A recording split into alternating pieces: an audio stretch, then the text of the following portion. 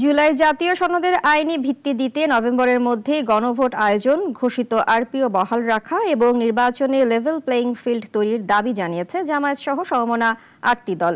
দাবি আদায়ে নির্বাচন ভবন ঘেরাও ও কমিশনের কাছে স্মারকলিপি দিয়েছে দলগুলোর প্রতিনিধিরা।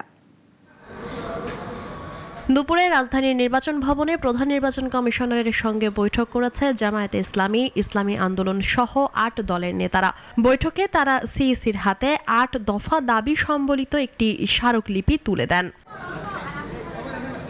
দলগুলোর দাবি, ত্রয়োদশ জাতীয় সংসদ নির্বাচন ও জুলাই সনদের আইনি ভিত্তি দিতে গণভোট একদিনে আয়োজনের যে দাবি বিএনপি করে যাচ্ছে তার বিপরীতে দাঁড়িয়ে বাংলাদেশ জামায়াতে ইসলামী, ইসলামী আন্দোলন বাংলাদেশ সহ ৮টি দল দাবি করছে আগামী নভেম্বরেই আয়োজন করতে হবে গণভোটের।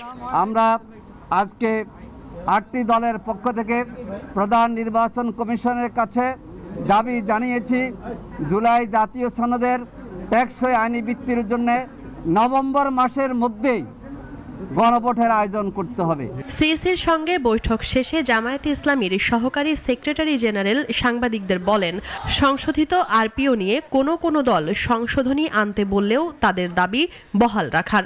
এখানে কোনো দল এরা সংশোধনী আনার জন্য বলেছে।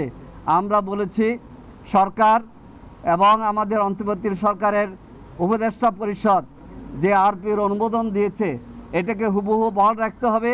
এখানে কোনো কাটছাট করা যাবে না, কোনো সংশোধনী নতুন করে আনয়ন যাবে না। সরকার যেটা মন্ত্রিসভা অনুমোদন করেছে সেটাকে কার্যকর করে জাতীয় নির্বাচনের ব্যবস্থা করতে হবে। এছাড়াও তারা বলেন, আগামী ৩রা নভেম্বর শীর্ষ নেতারা বসে পর্যবেক্ষণের ভিত্তিতে নতুন কর্মসূচি ঘোষণা করবেন।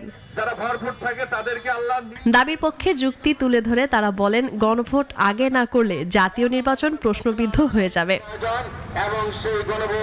এদিকে ধারাবাহিক আলোচনার অংশ হিসাবে বিকালে আগামী নির্বাচন উপলক্ষে বিভিন্ন মন্ত্রণালয়, বিভাগ ও কর্তৃপক্ষের সাথে প্রাক প্রস্তুতিমূলক সভায় বসেছেন নির্বাচন কমিশন।